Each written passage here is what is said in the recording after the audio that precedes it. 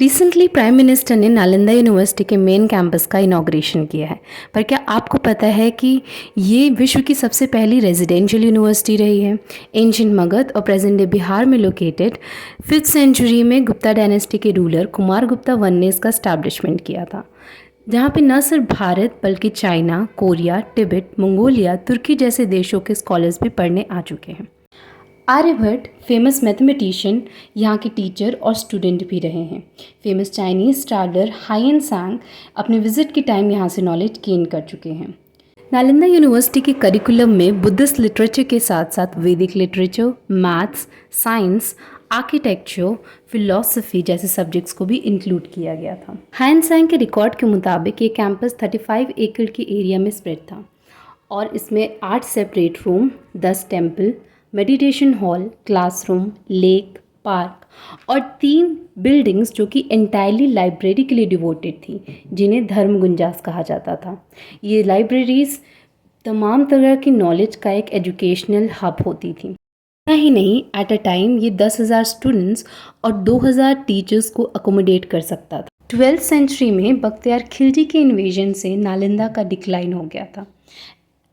बख्तियार खिलजी ने न सिर्फ वहाँ के इंफ्रास्ट्रक्चर को डिस्ट्रॉय किया, बल्कि उन्होंने वहाँ की लाइब्रेरीज और वहाँ की किताबों को भी जला के राख कर दिया था। ऐसा माना जाता है कि नालंदा की किताबों का अमाउंट इतना ज़्यादा था कि उन्हें जलने में ही करीबन 3 महीने का समय लग गया था। अब आप इस बात से अंदाज़ा लगा सकते हैं कि हमें कितनी नॉलेज और इंटेलेक्ट का लॉस हुआ होगा।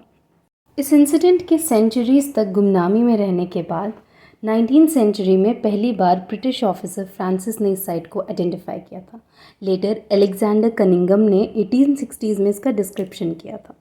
Although archaeological survey of India ने इसका एक्सकवेशन 1917s में स्टार्ट किया, जो कि 20 साल तक चला। इवन इंडिपेंडेंस के बाद भी सेशंस में इस साइट का एक्सकवेशन जारी रखा गया था।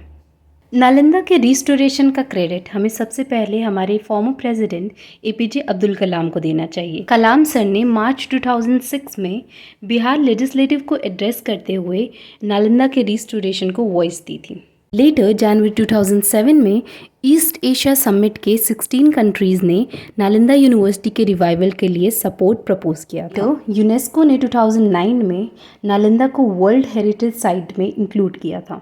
मिनिस्ट्री ऑफ एक्सटर्नल अफेयर्स ने नालंदा मेंटर ग्रुप का ऑर्गेनाइजेशन किया, जिसका मेन वर्क नालंदा के रिनोवेशन को प्लान करना और उसे स्ट्रेटेजाइज करने का था।